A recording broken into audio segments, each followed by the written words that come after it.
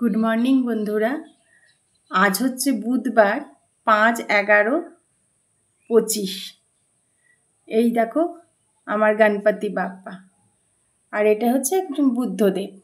এই গণপতি বাপ্পা এই বছর মানে এই 25 সালেই আমি প্রথম পুজো শুরু করি বাড়িতে। তো গণপতি বাপ্পার জন্য একটা আমি চৌকি বানিয়েছি, সেই চৌকিটাই তোমাদের সঙ্গে শেয়ার করছি। এই দেখো, এই চৌকিটা বানিয়েছি। সবাই বলে গণপতি বাপ্পাকে নাকি চৌকিতে রাখতে হয়, তো ঠিক মতো না তো জানি না, কিন্তু এটা চৌকি বানিয়েছি।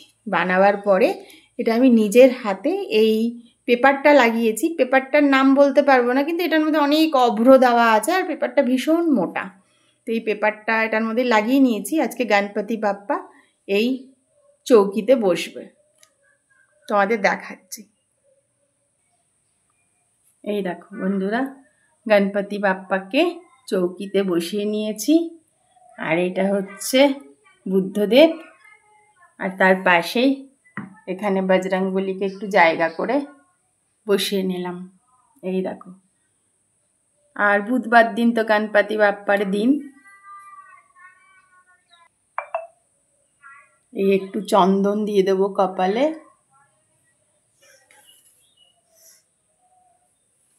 আর একটু সিঁদুর গণপতি বাপ্পাকে দিয়ে দিলাম।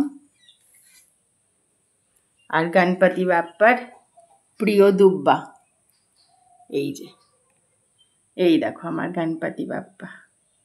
কেমন লাগছে বলো আমার গণপতি বাপ্পাকে। আর এই বজরংবলী আছে আমার, কেমন লাগছে আমার গনু দাদাকে। জয় গণপতি বাপ্পা মোরিয়া।